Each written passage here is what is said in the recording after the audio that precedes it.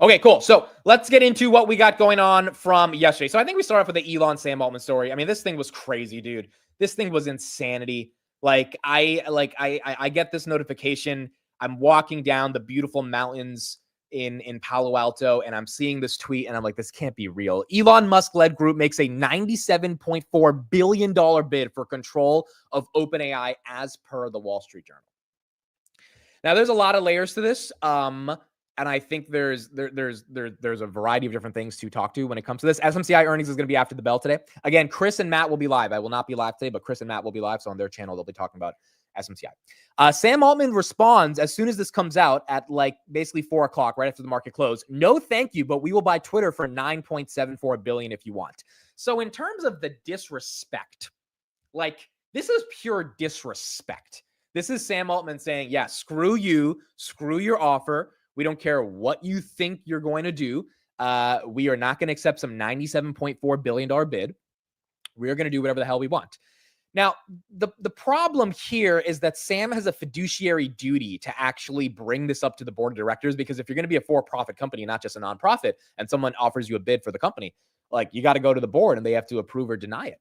So like legally, this is actually how Elon ended up buying Twitter. His bid had to get submitted to the board, and then the board realized that, yeah, $44 billion is actually a great deal. We have to take this for our shareholders. Otherwise, we would be essentially committing fraud by not taking this offer. And so Sam Altman now has to go to the board and see how this ends up playing out. Elon's lawyer says that all of the money from Elon's and his group's $97.4 billion for OpenAI's buyout offer will be used exclusively to further OpenAI's original charitable mission should OpenAI accept the offer. Sam Altman said publicly he wasn't at OpenAI for the money and was doing it because he loves it. So essentially, Elon is putting Sam in a tough spot by pushing him to prove that what he said is true. Elon's lawyer said that Elon and his investor group are prepared to match or exceed any bids higher than their own. I wonder who are the other investors with Elon that are putting up $97.4 billion. Because look, can Elon get $100 billion overnight? Probably. But I'm pretty sure he had to talk to some people over the past couple of weeks to make this happen, because there's no way you just put up $100 billion out of nowhere. And I'm really curious who else is part of this group that's like essentially ready to go against OpenAI. His lawyer said if Sam Altman and the present OpenAI board of directors are intent on becoming a fully for-profit corporation, it is vital that the charity be fairly compensated for what its leadership is taking away from it, control over the most transformative technology of our time. Sam Altman may not want to accept Elon's offer, but ultimately it's up to OpenAI's board. We do have a group of some of the investors. So you have Joe Lonsdale in there. You have Barron Capital Group. That's Ron Barron. You have XAI. You have Valor, Vi Capital, and then Endeavor CEO Ari Emanuel. So you do have a decent chunk of people that are ready to bid for OpenAI. Obviously, those are people that do not like OpenAI or what OpenAI has become. And you got Elon, who put in $40 million back in 2015, thought he was funding a nonprofit. And it's not a nonprofit. It is a for-profit company. And now this is a $97 billion headache that Sam Altman has. Because at the end of the day, if they don't take it, then there has to be a reason why. If they do take it, then there has to be a reason why. Here's some more updates on what's going on here, but this story is absolutely insane. At the Artificial Intelligence Action Summit. I think it's to slow down a competitor and try to catch up with his thing, but I don't really know. Yeah, but you know him well, right? To the degree anybody does. Kate Rooney joins us now with more and what it means for the AI platform. That's probably a pretty good price, I guess, long term. Yeah, Joe. Well, you heard from Sam Altman there. This really is an unwelcome bid on OpenAI's side, throwing another wrench in its plans to become a for-profit business. Then you got Musk, a co-founder of OpenAI, and he started a competing firm, XAI. He did sue to block that corporate restructuring, and this $97 billion bid is his latest counterattack. Musk's lawyer calling that conversion basically unfair, saying that the nonprofit is going to be giving up control of the business in exchange for a small stake in this new entity. As he put it, who on earth would make that trade? He says it is in the public interest that OpenAI is compensated at fair market value, says that cannot be determined by insiders negotiating on both sides of the same table. Altman. Here's what Sam Altman said this morning. Now, Elon Musk making a bid Apparently. for OpenAI. Your response, you're turning him down for $97 billion. I mean, look, OpenAI is not for sale. The OpenAI mission is not for sale. Elon tries all sorts of things for a long time. This is this week's episode. You take it seriously at all? What do you think he's trying to drive at with this? I think he's probably just trying to slow us down. He obviously is a competitor. It's, he's working hard and has raised a lot of money for XAI, and they're trying to. Basically, Sam is saying no one uses Grok. He's saying no one uses Grok, and that's why he's coming after us, because he's realizing he's losing against GPT. I think that's what Sam Altman feels. Obviously, we'll hear from Elon eventually more on this, but I think that's why he thinks this is happening. Compete with us from a technological perspective, from getting the product into the market, and I wish he would just compete by building a better product. But I think there's been a lot of tactics, many lawsuits, all sorts of other crazy stuff. Now this, and we'll try to just put our head down and keep working. Does it make it more difficult to move from that non-profit model to that for-profit model for OpenAI? We're not moving to a for-profit model. We're not sure we're going to do it all, but no matter what, the nonprofit will continue to be extremely important. It will drive the mission. It will continue to exist. The board is looking at lots of options about how to best structure for this next phase, but the nonprofit is not changing into anything or going anywhere. Okay. What is your main mission here at the Paris AI Action Summit? You got Stargate. There's question marks about how much you're actually going to commit to that. Maybe you can give us some numbers on that, Sam. What is the messaging here from you and the team? So I've been to an earlier version of this at Bletchley Park, and that one was more focused on safety. This one, people are still talking about safety, but really I think people are now saying, okay, this technology is here. It's having an incredible impact. We've got to drive it. There is a lot of questions about how people can, maybe the most common question I've gotten is, can you do a Stargate in my country? We need infrastructure here. We want to do this. Can you help? So obviously Altman is basically trying to make the argument that, hey, Elon's probably trying to compete with us, and that's why he's doing this. And, either he's going to be able to compete organically, or he's going to have to go through the courts to be able to get this done. What's my take on this? Honestly, I don't know enough about this lawsuit yet. I'm trying to learn more about it. I'm just surprised when I saw the headline yesterday. I was like, 97 billion. Like, the fact that they're putting in that bid means that, here's my thing. The fact that they're putting in that bid means that they, Elon definitely is not, happy with OpenAI. But if Grok was winning as dramatically as they should be winning, then I don't think he would be that obsessed with OpenAI either. Like, Elon's a winner, right?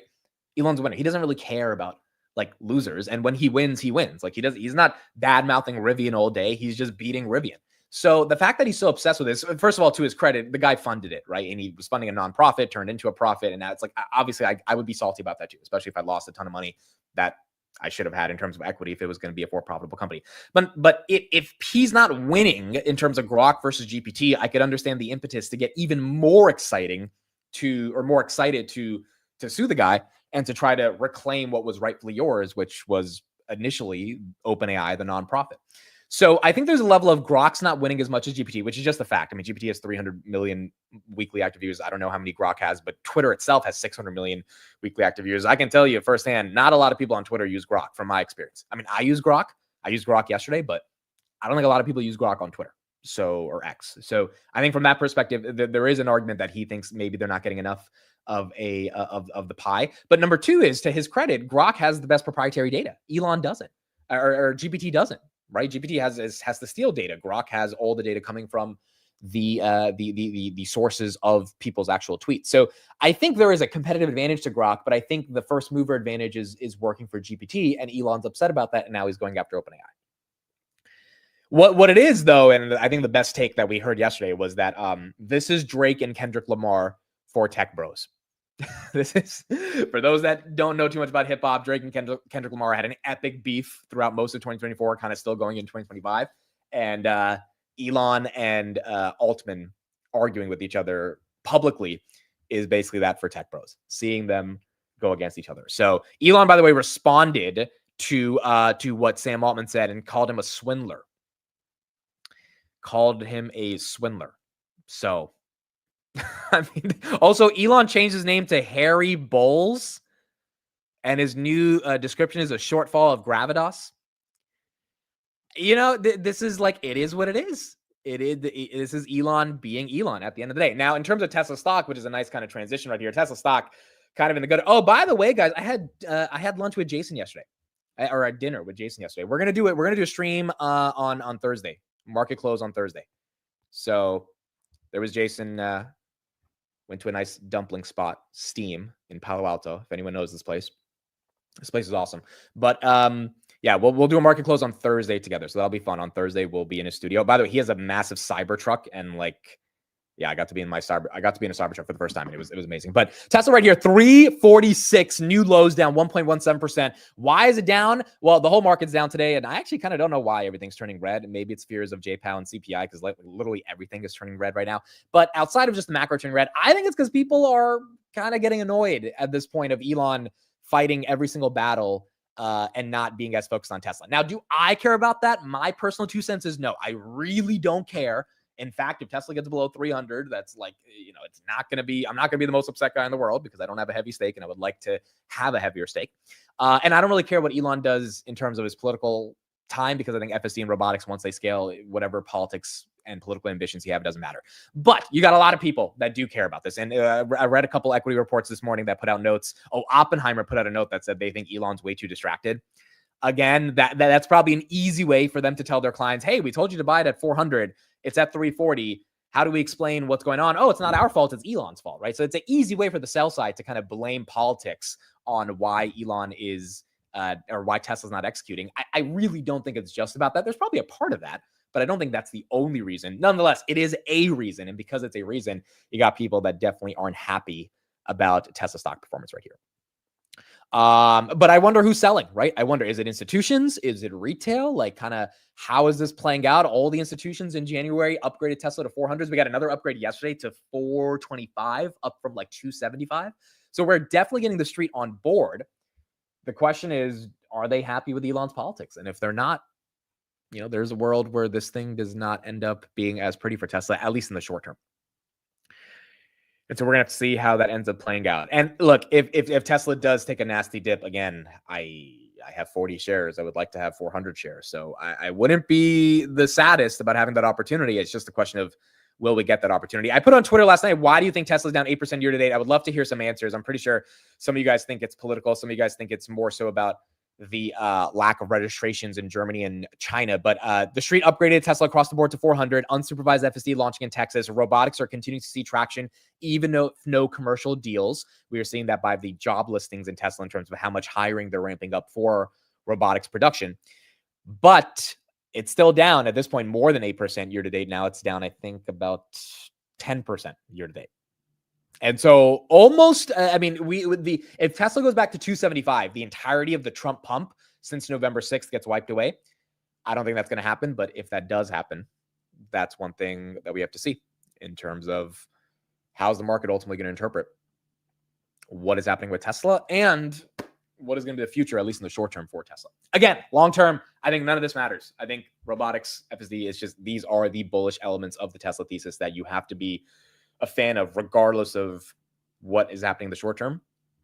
But in the short term, you could see some issues in the context of Tesla. Tariffs don't affect Europeans built Tesla. That is correct. Also, the China ones are not going to be as effective. Elon or Tesla and Apple usually tend to have some exceptions from here. Also, the tariffs in the United States, again, because Elon's building a lot of cars in the United States, he gets away with some of those exceptions as well. I mean, there's a lot of ways that tariffs aren't going to affect Tesla. So I don't think it's the tariffs thing. I think tariffs is an easy way that Elon gets out of it, especially because China gives him so many loopholes. America gives him so many loopholes. They don't manufacture that many of their cars. I mean, they have the Berlin factory, but it's not as significant as what we have here in the States. So it's just a question of like what the perception is around the stock. Again, this is a narrative-driven stock as well, right? And so if the narrative is ugly, the narrative was great after earnings when Elon said we're going to be bigger than the top 5 companies in the world combined. I mean, if the narrative is not good right now, then that's why we're seeing a little bit of pain.